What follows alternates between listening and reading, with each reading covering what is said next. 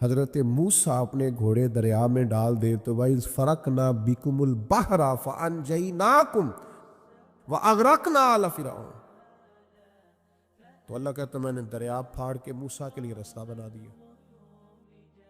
اچھا، جس دریا سے حضرت موسیٰ بچ کے نکل گئے اسی دریا میں فرعون اور فرعون والے غرق ہو گئے۔ یہ کیا ہے؟ یہ روحانی زندگی۔ ایک ہے اسباب کہ آپ پانی میں گھوڑا پھینکے کہ آپ ڈوب جائیں، ایک ہے روحانی زندگی۔ یہ میں قرآن مجید پڑھ رہا ہوں، میں نے کوئی حدیث بھی نہیں سنائی، بزرگ کا قول تو دور رہا۔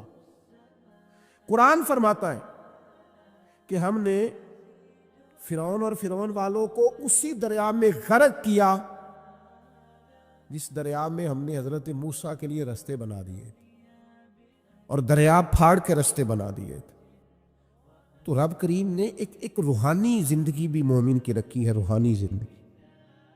ذرا غور کیجئے کہ بھلا میں کیا کہنے لگا، صرف 50 سیکنڈ کے لیے آپ نے سوچنا ہے۔ زندگی میں ہمیں بہت ساری ایسی چیزیں ملی ہیں جو ہماری محنت کا نتیجہ نہیں۔ ہمیں بہت سارا ایسا کچھ ملا ہے جس کے ہم قابل تھے نہیں، پر رب نے عطا کر دیا۔ نہ سمجھ لو آپ، یہ جو آپ کو ملا ہے نا، تھے نہیں قابل پر ملا ہے۔ کچھ تو محنت کی ہے، کوشش کی ہے، تو اس کے سبب سے ہو گیا۔ جو بغیر محنت کے، جد و جہد کے ملا ہے نا، یہ وہ روحانی رستہ ہے جس کے بارے میں اللہ کا قرآن کہتا ہے وَمَن يَتَّقِ اللَّهَ يَجْعَل لَّهُ مَخْرَجًا، جو اللہ سے ڈرے گا اللہ ہر مشکل سے نکلنے کے لیے اسے رستہ عطا کر دے گا۔ وَيَرْزُقْهُ مِنْ حَيْثُ لَا يَحْتَسِبُ، اور اسے وہاں سے رزق دے گا جہاں سے اس نے کبھی سوچا بھی نہیں ہوگا۔ ایک روحانی زندگی ہے انسان کی، وہ میرے ساتھ بھی ہے، آپ کے ساتھ بھی۔ کئی چیزیں ہمارے پاس ایسی ہیں کہ اگر ہماری قابلیت دیکھی جائے تو وہ ہمارے پاس ہو سکتی، یعنی سے ثبوت نہ پوچھو میں تو نظر کرم قد ہوئی، اے میں جانا یا دل بھر جانے، اے پھر غیر نہ جانے۔ کچھ چیزیں ایسی ہیں جو خالص مختصر سی میری کہانی ہے، جو بھی ہے ان کی مہربانی، وہ ہماری محنت کا نتیجہ۔ یہ روحانی زندگی ہے، روحانی زندگی کو سمجھو۔ ایک روحانی نظام ہے اللہ کا، اس نے بنایا۔ صحابہ فرماتے ہیں جنگ بدر کا موقع تھا، اللہ کے فرشتے آئے ہوئے تھے، قرآن کہتا ہے فرشتے آئے ہوئے تھے، تو حال یہ تھا کہ صحابہ فرماتے ہیں ہم کسی کی گردن کافر کی کاٹنے لگتے تھے، اس کی گردن ہم سے پہلے کٹ کے گر جاتی تھی۔ یہ کیا ہے؟ یہ اللہ کا روحانی نظام ہے، اس نے بنایا ہے۔ آپ کی اور میرے ساتھ یہ نظام وابستہ ہے۔ تمہیں بتاؤں گھروں میں سب سے بہترین گھر کون سا ہوتا ہے؟ او میرے بھائیوں، وہ کتنا کو بہترین گھر ہے جسے مدینے والے رسول نے بہترین کہہ دیا ہے۔ فرمایا تمہیں بتاؤں نا گھروں میں بہترین گھر کون سا ہے؟ ہم سمجھتے ہیں ٹائلیں اچھی ہوں، کمرے ہوادار ہوں، اور کچن جو ہے وہ انواع و اقسام کے کھانوں سے بھرا ہوا ہو، سین اچھا ہو، اور جناب ہر چیز کی سہولیات گھر میں ہو، امن ہو، سکون ہو۔ نہیں، حضور فرماتے ہیں مجھ سے پوچھو نا بہترین گھر کون سا ہے؟ تو یا رسول اللہ بتائیے، سیاستہ میں حدیث ہے، کریم رسول فرمانے لگے گھروں میں بہترین گھر وہ ہے جس میں کوئی یتیم رہتا ہو اور اس کے ساتھ سلوک اچھا کیا جاتا ہو، اچھا سلوک کیا جاتا ہو، یتیم کو رکھا جائے، پھر اس کی پوری نگرانی کی جائے، اسے پورا پیار دیا جائے، اسے پوری محبت دی جائے، یتیم رہتا ہو اور اس کا خیال بھی رکھا جاتا ہو۔ اور میرے نبی کریم صلی اللہ تعالی علیہ وسلم فرمانے لگے تمہیں بتاؤں نا کہ گھروں میں بدترین گھر کون سا ہوتا ہے؟ بدترین گھر کون سا ہے؟ حضور بتائیے، فرمایا جس میں کوئی یتیم رہتا اور اس کے ساتھ سلوک نہ صحیح کیا جاتا ہو، اس کو تکلیف دی جاتی ہو، وہ کرب میں ہو، وہ تکلیف میں ہو، وہ اذیت میں ہو۔ رکھنے والوں نے رکھ تو لیا ہے لیکن ان کو پتہ ہی کوئی نہیں ہے کہ ان کے ساتھ ہم نے رویہ کس طرح کا رکھنا تھا۔ یہ ایک اللہ کی قدرت ہے، اس کی حکمت ہے۔ چلے جاتے ہیں بعض اوقات بڑے، میں نے جو شروع میں آیت پڑھی، اللہ فرماتے ہیں علم یجدک یتیما فآویٰ، محبوب ہم نے آپ کو یتیم پایا، پھر اپنے جوار رحمت میں وسیع جگہ دی، پھر ہم نے آپ کو غنی کر دیا، پھر ہم نے آپ کو اپنے قرب کا رستہ عطا کیا۔ اللہ نے نبی کریم علیہ السلام کو در یتیم پیدا فرمایا۔ یہ یتیموں کے تعلق سے ایک عظیم شان ان لوگوں کو دینی تھی، تو اللہ نے اپنے حبیب کو بھی در یتیم پیدا کر دیا۔ یہ ایک خاص قسم کا کرب ہوتا ہے۔ ظاہر ہے جس آدمی نے جو چیز چکھی ہوئی ہوتی ہے وہی اس کے ذائقے سے آگاہ ہوتا ہے، دوسرا دور کھڑا اسے آگاہ نہیں ہوتا۔ جو چکھ لیتا ہے، جو پانی میں اتر جاتا ہے، وہ اس کی گہرائی بھی جانتا ہے اور ٹھنڈا کتنا یہ بھی سمجھتا ہے۔ جن لوگوں نے یہ دور گزارا ہوتا ہے ان کو اس کا پتہ ہوتا ہے۔ نبی کریم صلی اللہ علیہ وسلم نے یہ وقت بتایا تھا، حضور نے یہ دیکھا تھا۔ حضور صلی اللہ علیہ وسلم اس کی تکلیف سے، اس کی آزمائش سے، اس کے مد و جزر سے پوری طرح آگاہ تھے، اس لیے حضور نے گن گن کے یتیموں کے حقوق بیان کی۔ میں نے اپنی زندگی میں یہ نظام دیکھا ہے، پہلے 2 ہفتے لوگوں کی نظروں میں بڑا پیار، اگلے 2 ہفتے اس میں تھوڑی سی کمی، پھر اس کے بعد آہستہ آہستہ کہنا کہ چلو کوئی تعلیم حاصل کرنا ضروری تو نہیں نا، چلو یہاں پڑھنا ضروری تو نہیں نا، چلے بندے کو خرچے بھی تو کم، پھر آہستہ آہستہ، کیونکہ کوئی بھی چیز ہے نا وہ پرانی ہوتی ہے، اس میں کمزوری آنا، پھر لوگوں کے لب و لہجے کا تبدیل ہونا، پھر بعض اوقات کسی شخص کا آ کے کوئی بات پوچھنا تو اس کے سوالوں میں چبھن، اس کے لب و لہجے کے اندر گھٹن کہ کتنے بجے باہر جاتے ہو، کب واپس آتے ہو، اب شام کو کتنے بجے جاتے ہو۔ ابا بھی یہ باتیں پوچھتے ہیں، وہ بھی یہ کام کرتے ہیں، لیکن اس رویے کے اندر جو چاشنی ہوتی ہے وہ اور ہوتی ہے، اس میں جو درد ہوتا ہے وہ، اور کسی کا یہ پوچھنا اور پھر اس انداز سے پوچھنا کہ محسوس ہو کہ لب و لہجے سے طنز چھلک رہا ہے اور باتوں سے جو ہے شیرینی کی بجائے لہو ٹپک رہا ہے، اور آپ تیزاب کا کام کر رہے ہیں یہ سوال جواب کر کے۔ یہ کمزوریاں، یہ انداز، اور یہاں تک کہ بیٹیوں کے رشتے دیکھنے والوں کا آنا تو ان کا یہ پوچھنا کہ بھائیوں کا رویہ کیسا ہے۔ ابا کے ہوتے لوگ یہ سوال نہیں پوچھتے، والد کے جانے کے بعد پوچھتے ہیں آپ کے بھائیوں کا رویہ آپ کے ساتھ ٹھیک ہے، یعنی معنی یہ ہے کہ وہ کچھ دیں گے کہ نہیں دیں گے، وہ کچھ جہیز بنائیں گے کہ نہیں بنائیں گے۔ یہ ساری چیزیں اس کرب سے وہ بچے گزرتے، اور پھر وہ بڑے قریبی لوگوں کو بھی اپنا قریبی سمجھنا چھوڑ جاتے ہیں، اور پھر ایک وقت ایسا آتا ہے کہ وہ سمجھتے ہیں ہمیں اپنے دامن میں ہی اپنے آنسو چھپا لینے چاہیے، کسی کو نظر نہ آئے۔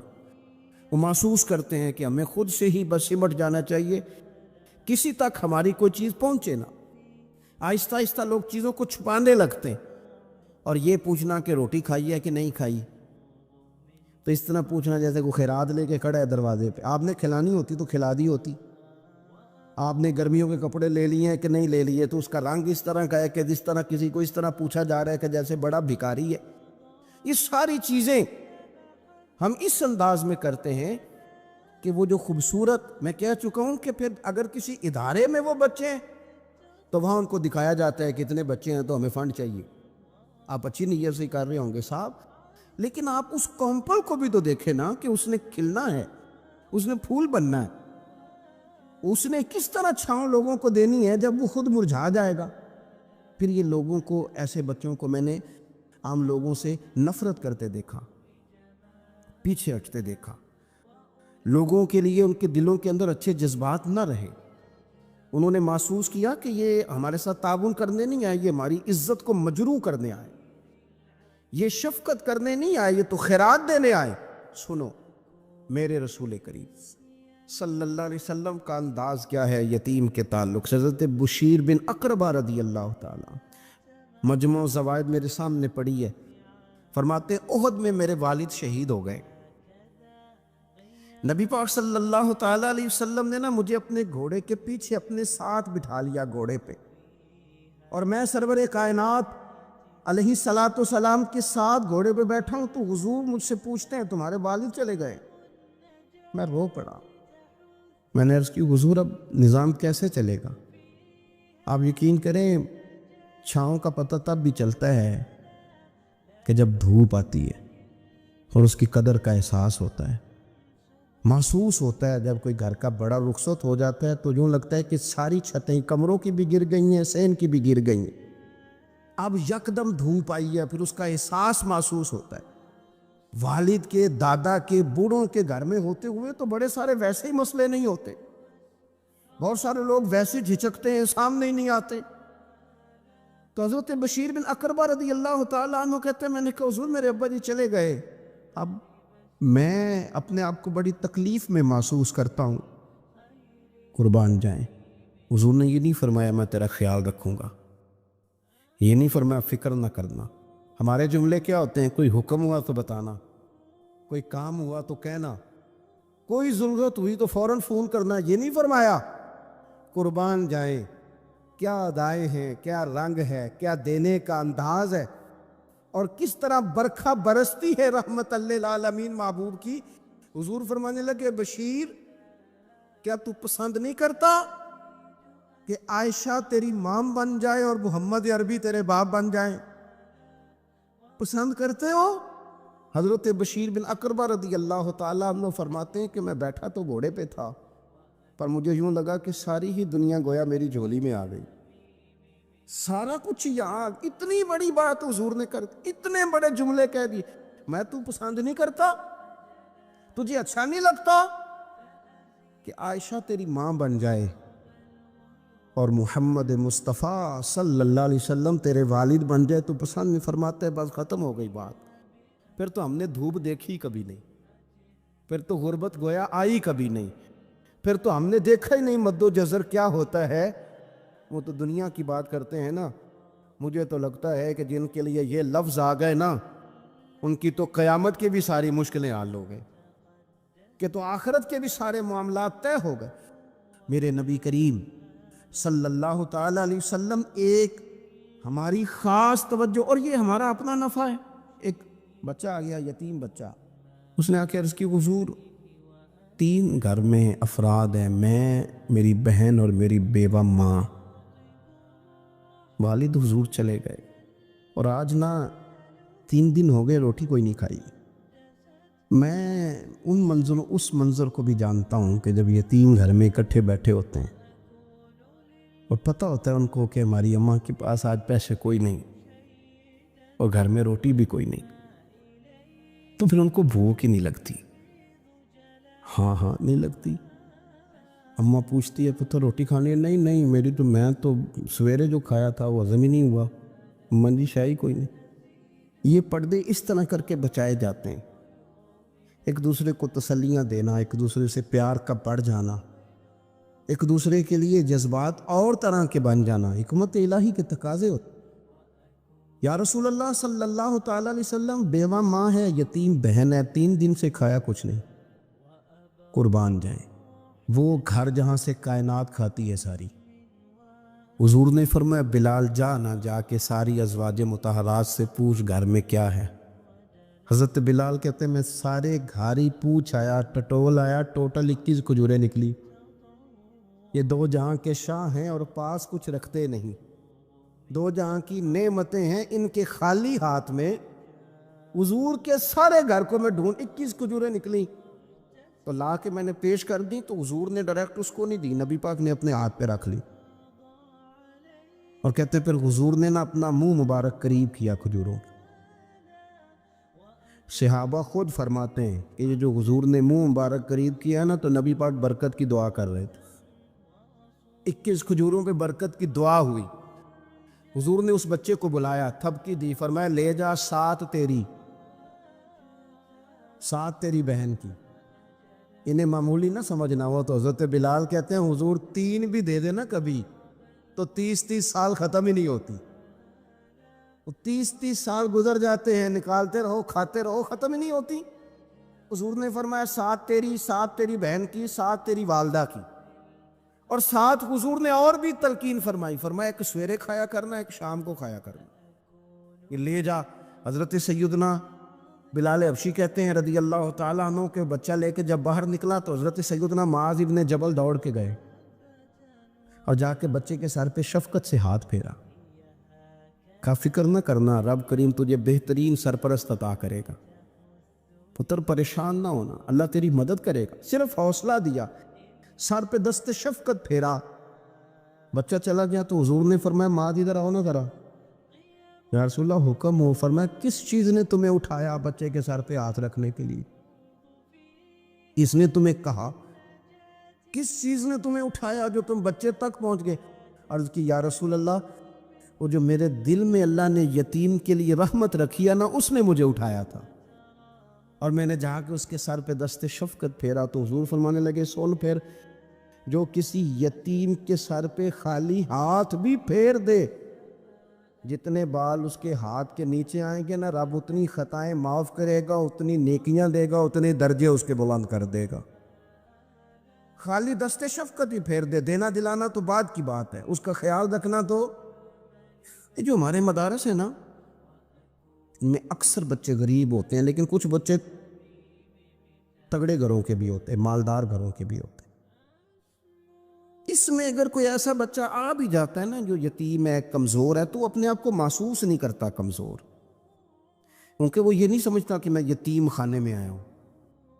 اس کے ذہن میں مائنڈ سیٹ یہ ہوتا ہے کہ میں مدرسے میں آیا ہوں اور میں پڑھنے کے لیے آیا ہوں۔ اور کیونکہ وہ کچھ وزادار بچے، مالدار بچوں کے ساتھ وقت گزارتا ہے، اسی دسترخوان پہ بیٹھ کے کھاتا ہے، اسی کلاس میں سب کے ساتھ بیٹھ کے پڑھتا ہے، تو اس کی عزت نفس مجروح ہونے کی بجائے طاقت پکڑتی۔ وہ برابری کی سطح پہ جب آتا ہے تو اسے محسوس ہوتا ہے کہ مجھے عزت دی جا رہی۔ اس لیے مدارس اسلامیہ میری نظر سب سے مضبوط جگہ ہیں جہاں مساکین کی، یتیموں کی، غریبوں کی صحیح معنوں میں کفالت بھی ہوتی ہے، تعلیم بھی ہوتی ہے، عزت بھی ہوتی ہے، تربیت بھی ہوتی ہے۔ میرے رسول کریم علیہ السلام بڑے انہماک کے ساتھ، بڑے توجہ کے ساتھ۔ اچھا ایک کام اور ہوتا ہے ہمارے ہاں، وہ کیا ہے؟ اگر کوئی یتیم مال چھوڑ گیا نا اس کا باپ، تو پھر تو وارے نہیں آ رہے ہیں اس کے، پھر تو اللہ خیر کرے کہ بہت سارے مل جائیں گے کفالت کرنے والے، بہت سارے ملیں گے دھیان رکھنے والے، بڑے سارے ملیں گے توجہ دینے والے۔ قرآن مجید نے فرما دیا ہے کہ جو یتیم کا مال کھاتا ہے وہ سمجھ لے کہ میں مال نہیں کھا رہا، میں آگ کھا رہا ہوں، آگ کھا رہا ہوں، آگ۔ سورہ نساء دیکھیے۔ ہمارے ہاں اگر تو وہ مال چھوڑ گیا ہے تو پھر تو بہت سارے رشتہ دار مستقل اس کے محلے میں مکان لینے کو تیار ہو جاتے ہیں، الا ماشاءاللہ۔ پھر تو بڑے سارے ایسے بھی رشتہ دار بن جاتے ہیں جن کو والد کی موجودگی میں کبھی زیارت کا موقع بھی نہیں ملا تھا۔ یہ مال جو یتیم کا ہے اس کی تو زیادہ حفاظت کرنی تھی۔ ہم کئی دفعہ مسئلہ بتاتے ہیں، لوگ فتویٰ بازی شروع کر دیتے۔ مجھے بلایا گیا کہ ایک صاحب کا انتقال ہو گیا تو ان کا ختم شریف ہے، تو بچے ان کے نابالغ ہیں، تو میں نے کہا کہ آپ اس طرح کریں، ان کے مال میں سے زیادہ پیسے نہ صرف کریں۔ نہیں جی نہیں، بڑے پیسے کمائے ہیں جی، اس نے ساری زندگی باہر نکالی، یا تو لاکھوں کروڑوں کمائے ہیں، تو چھوٹا گوشت پکائیں گے، بکرے کا گوشت پکائیں گے اور ہم ان کا ختم شریف دلائیں گے۔ تو میں نے کہا صاحب آپ رشتہ دار ہیں، ان کے بچوں کے مال کی حفاظت کریں۔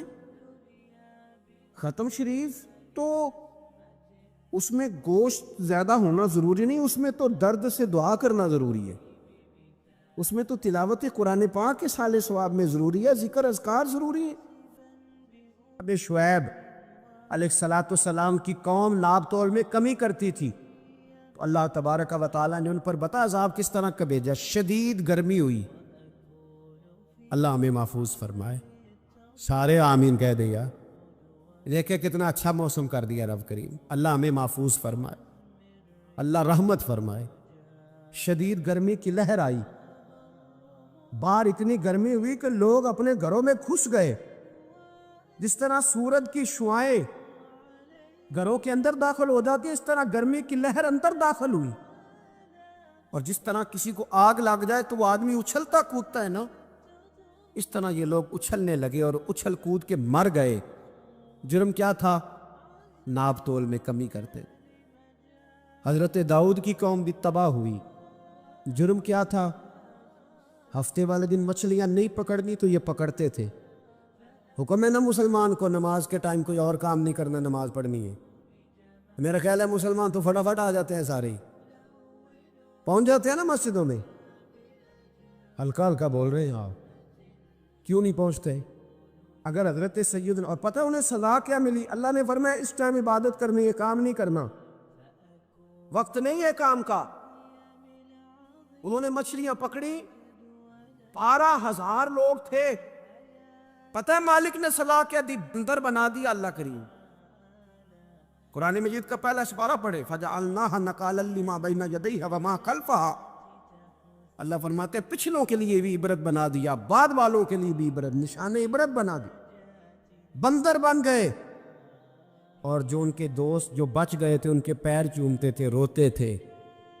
3 دن بندر بن کے زندہ رہے، پھر اللہ نے سب کو اجتماعی موت دے دی۔ اگر مسلمان سے اللہ کہے کہ نماز کے ٹائم کاروبار نہیں، جمعے کے ٹائم کاروبار، تو مسلمان کہتا ہے نہیں مجھے مہلت ملی ہوئی ہے۔ یہ تو اس وقت پتہ چلتا ہے نا جب بچے ڈیوٹی لگاتے، ہاں ہاں ہاں عذاب آتا ہے، اس وقت پتہ چلتا ہے۔ میں نے دیکھا یہ منظر، اس وقت پتہ چلتا ہے جب بچے کسی ملازم 6,000 کے کی ڈیوٹی لگاتے، کہتے ہیں ابے کا دھیان رکھنا، ہم دکان پہ بیٹھنے لگے۔ پھر اسے سمجھ آتی ہے اگر میں نماز کے ٹائم مسجد میں ہوتا تو آج میری اولاد میری خدمت میں ہوتی۔ میں نماز کے ٹائم مسجد نہیں گیا تو بچوں نے 6,000 کا ملازم بٹھایا ہے، ابا جی کا خیال رکھ، ایک نرس بلائی ہے تو خیال رکھ۔ کدھر ہوتے ہیں مسلمان نماز کے ٹائم؟ ایک عیسائی نے اعتراض کیا ہے، سنے، وہ کہتا ہے مجھے لگتا ہے مسلمانوں کے 3 خدا ہیں۔ مسلمان اڑ گیا، کہنے لگا نہیں ہمارا تو ایک ہے، کہا نہیں 3 ہے۔ معاذ اللہ استغفر اللہ، ہمارا ایک ہے، کہنے لگا نہیں میں ثابت کرتا ہوں، ایک تمہارا خدا 5 نمازوں کا ہے، ایک رمضان کا ہے، ایک عید کا ہے۔ لگتا ہے معاذ اللہ عید والا زیادہ تگڑا ہے، تم زیادہ آتے ہو، رمضان والا لگتا ہے اس سے کچھ کمزور ہے، تم تھوڑے آتے ہو، اور 5 نمازوں والا شاید سب سے کمزور ہے۔ بات عقل کی ہے کہ نہیں؟ اس نے اعتراض ٹھیک کیا، تو مسلمان کو چاہیے نا خیال کرے۔ ایک یہودی نے لکھا تھا، اس نے کہا تھا جس دن مسلمانوں کی تعداد فجر کی نماز میں اتنی ہو گئی جس دن جتنی جمعے میں ہوتی ہے، اس دن نہ کوئی یہودی سازش کرے گا، نہ کوئی عیسائی تلوار نکالے گا۔ شرط یہ ہے کہ یہ اسی طرح فجر پڑھنے ہیں جس طرح جمعہ پڑھنے آتے ہیں، تو پھر کوئی شخص بھی ان کو کسی جگہ شکست دے سکتا تو ہمارے گناہ ہمیں پریشان کرتے۔ یہ جتنی آزمائشیں ہیں ان کے پس منظر میں گناہ ہیں۔ ہماری زندگی کے اندر جتنی تکلیفیں، ہماری پریشانیوں کا سبب ہم کون ہیں۔ بہت ساری جگہوں پہ ہم غلطی کرتے ہیں، اس کی ہمیں سزا ملتی، غلطی کی سزا۔ ایک نوجوان نے مجھے بڑی گہری بات سنائی، میرا قریبی تعلق تھا، کہنے لگا گھر میں بڑا مسئلہ ہے، بڑی پریشانی ہے، ماں اور بیوی کا ماحول اتنا سخت ہو گیا ہے کہ نمٹ نہیں سکتا۔ آپ یقین کریں میں نے ڈیٹیل سے ساری چیز کو سٹڈی کیا، میرے پاس اتنا وقت نہیں ہوتا، پھر بھی میں نے اس فیملی کو پورا پڑھا، تو غلطی نوجوان کی نکلی، نہ اس پہ اماں اعتبار کرتی ہے نہ بیوی اعتبار کرتی۔ اس نے جھوٹ بول بول کے اس طرح کی ماحول پیدا کر دیا ہے کہ کوئی اس پر اعتماد کرنے کو تیار ہے۔ اگر آپ ناراض نہ ہو تو ایک بات کروں، پتہ ہے گھر میں ماحول کب خراب ہوتا ہے؟ باہر والے ہماری تقریر سنتے ہیں، گھر والے ہمارا عمل دیکھتے ہیں۔ جب وہ دیکھتے ہیں نا کہ یہ کس طرح کا شخص ہے، اس کے رویے، اس کا کردار، اس کا لب و لہجہ کتنا برا ہے، اور یہ کردار کا کتنا کمزور ہے۔ اعلیٰ حضرت فرمایا کرتے تھے نیک وہ ہوتا ہے جس کی تنہائی صاف ستھری ہوتی، اس لیے ماحول بگڑ جاتا ہے۔ یہ جو ہم کہتے ہیں نا میرے سجن بڑے بنتے ہیں پھر ٹوٹ جاتے ہیں، کچھ لوگ ایسے ہوتے ہیں جو ان کے پاس جاتا ہے انہی کا ہو جاتا ہے، وہ کہیں اور کے قابل کیوں بھلا؟ اس لیے کہ ان کے کردار میں ٹھنڈک دیکھتا ہے، ان کے لب و لہجے میں مٹھاس دیکھتا ہے، اس شخص میں اتنی خوبصورتی دیکھتا ہے کہ اسی کا بن جاتا ہے۔ حضرت ابراہیم بن ادم کے پاس ایک نوجوان آیا، کہنے لگا میں گناہ کرنا چاہتا ہوں، فرمانے لگے بالکل کر، اللہ کا دیا ہوا رزق کھانا چھوڑ دے اور گناہ کر۔ کہنے لگا یہ نہیں ہو سکتا، فرمانے لگے چل پھر اس طرح کر، رب کی زمین پہ نہ رہ، کسی اور کی زمین پہ چلا جا۔ کہنے لگا یہ بھی نہیں ہو سکتا، فرمانے لگے چل اللہ کی چھت سے نکل جا۔ کہنے لگا یہ بھی نہیں ہو سکتا، تو آپ رو پڑے۔ فرمانے لگے پھر جناب اسرائیل جب آئیں تو ان سے کہنا مجھے 2-3 سال کی مہلت دے دے۔ پچھلی میری گناہوں میں گزر گئی، میں ذرا 3 سال عبادت کر لوں۔ تو وہ شخص بھی رونے لگا، کہنے لگا حضور وہ مہلت نہیں دیتے، وہ جب لینے آتے ہیں تو پھر لے کے اللہ تعالیٰ نے جب انسان بنانا چاہا نا تو جناب جبریل کو کہا مٹی لے کے آ زمین سے۔ حضرت جبریل نے مٹی پہ ہاتھ ڈالا تو باقی کی مٹی رونے لگ گئی، اسے جدا نہ کر۔ تو جناب جبریل چھوڑ کے چلے گئے۔ حضرت میکائیل کو بھیجا، مٹی لا، مٹی پہ ہاتھ ڈالا تو باقی کی مٹی رونے لگ گئی، چھوڑ کے چلے گئے۔ جناب اسرائیل کو بھیجا، مٹی پہ ہاتھ ڈالا تو باقی کی رونے لگ گئی، چھوڑ کے نہ جاؤ۔ تو حضرت اسرائیل فرمانے لگے تیرا رونا دیکھو کہ رب کا حکم دیکھو۔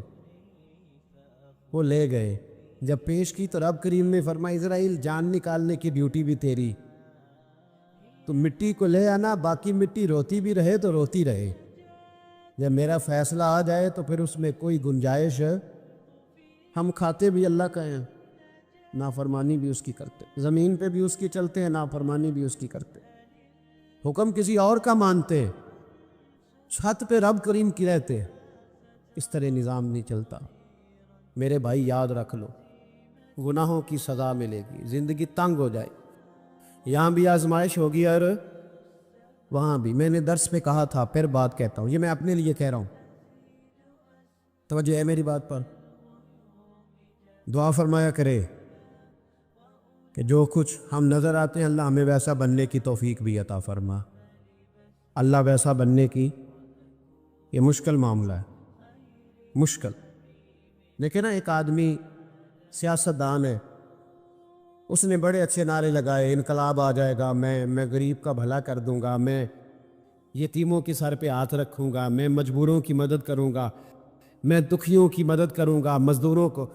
اس نے اچھے اچھے نعرے سکھائے، اچھا اس نے پیغام دیا، اندر اس کے یہ تھا کہ اقتدار ملے گا تو مرضی کروں گا۔ لوگ اس کے گرد بھی گئے، اس کی گاڑی کے پیچھے بھی بھاگے، لوگوں نے اس کے نعرے بھی لگوائے، جیب سے پیسے لگا کے اس کے پوسٹر بھی شائع کیے، لوگ اس کے گرویدہ ہو گئے۔ لوگوں نے پوری، اور میری قوم نے تو بیچاری نے کئی دفعہ دھوکے کھائے، جس نے نعرہ لگایا غریب اسی کے پیچھے مسیحا بن کے چل پڑا۔ آج دھوکہ دے لیا، لوگوں کو پیچھے لگا لیا۔ یہ بتاؤ اگر راز کھل جائے، اگر راز کھل جائے کہ یہ دھوکہ دے رہا ہے، یہ فریب کر رہا ہے، تو لوگ اس کا کیا حال کریں گے؟ یہ راز قیامت میں کھل جائے گا، قیامت میں یہ راز یہ کھل جائے گا، کھل جائے گا۔ یہ دھوکے باز تھا۔ اذا زلزلت الارض زلزالہا، جب زلزلہ آئے گا جیسے اس کا آنا ٹھہرا، واخرجت الارض اثقالہا، زمین اپنے بوجھ باہر نکال دی۔ اس سے مراد کیا ہے کہ زمین پہ جو جرم ہوئے زمین بتا دے گی، باہر نکل آئی۔ وقال الانسان ما لہا، انسان کہے گا اسے کیا ہوا، یہ تو سب کچھ بتا رہی، بوجھ باہر نکال دے گی۔ ایک آدمی پیر طریقت بن کے بیٹھ گیا، جبہ کبہ پہن کے بڑی پگڑی باندھ کے بیٹھ گیا، اچھی اچھی نیک باتیں بتانے لگا، لوگ اس کی دست بوسی کرنے لگے، ہاتھ چومنے لگے، پیچھے لگ گئے، خدمت کرنے لگے، جیب سے نذرانہ دینے لگے۔ اس کے نام پر لوگ اپنی جیب سے لنگر پکانے لگے، خانقاہ کی خدمت ہونے لگی، مہمان اس کے آتے، نوکری کوئی اور کرتا۔ میں نے کہا تھا شاید اپنے لیے کہہ رہا ہوں، ڈیوٹیاں لوگ کرنے لگے، حالات بدلنے لگے، لیکن اس کے اندر تو چور تھا، وہ تو دکاندار تھا۔ تو یہاں جو اس کے پیچھے لگے تھے وہ تو سچے تھے، انہیں تو اجر ملے گا، لیکن اس کا جب راز کھلے گا تو بڑی رسوائی ہو۔ اس کا جب راز کھلے گا تو بڑی، ایک میری طرح کا دیندار تھا، جو چہرے کا تو نیک تھا، اندر پتہ نہیں کیا کچھ تھا۔ ایک طوائف گزر رہی تھی، اس نے اس کو تبلیغ کر دی، کہنے لگا بس کر دے، سیانی بن جا۔ تو کسی دانشور میں لکھا ہے اس نے بڑا سخت جواب دیا اس عورت نے، کہنے لگی بابا میں تو جو ہوں وہ نظر بھی آ رہی ہے، تو بتا جو تو نظر آتا ہے وہ تو ہے کہ نہیں؟ اس بندے نے چیخ ماری اور بے ہوش ہو کے گر پڑا۔ تو لوگوں نے کہا بابا آج کسی صوفی کا کلام سنا ہے؟ جو بے ہوش ہو گیا تو اس نے کہا نہیں، آج طوائف کی بات سنی ہے، طوائف کی۔ اور وہ عجیب بات کر گئی ہے، وہ کہہ گئی ہے میں تو جو ہوں میں نظر آ رہی ہوں، تو بھی تو بتا نا، تو بتا نا کہ تو دستار امامت پہنتا ہے، تو بتا، تو جو کہلاتا ہے تو وہ ہے کہ نہیں؟ یہ وقال الانسان ما لہا، یہ راز قیامت میں کھلے گا۔ ہم جو کچھ بتا رہے ہیں نا اپنی زبانوں سے، ہمیں اپنے گناہوں کا احساس ہونا چاہیے۔ ایسا نہ ہو کہ جب سزا ملے تو پھر اس طرح کی ملے کہ دوبارہ کسی کو کوئی منہ دکھانے کے قابل نہ رہے۔ میرے بھائی یاد رکھیں اور سمجھیں، گناہ انسان کی زندگی کو تنگ کرتے ہیں۔ میرے نبی پاک علیہ السلام نے فرمایا جب تو جھوٹ بولتا ہے تو تیرے فرشتے کرام الکاتبین سائیڈ پہ ہو کے کھڑے ہو جاتے ہیں، جب تو زنا کرتا ہے تو تیرے اندر سے ایمان نکل جاتا ہے۔ اور نبی پاک علیہ السلام نے فرمایا جب میری قوم میں ناانصافی عام ہو جائے گی تو قتل بھی عام ہو جائے گا۔ اور سن لو، لکھ لینا یہ حدیث دل کی تختی پر۔ نبی پاک علیہ السلام نے فرمایا جب میری قوم میں بے حیائی اور بدکاری عام ہو جائے گی تو 2 سزائیں اللہ دے گا۔ ایک تو جوان موتیں آئیں گی، جوان بچے کچھ بھی نہیں دیکھا چلے گئے، اور دوسری سزا اللہ یہ دے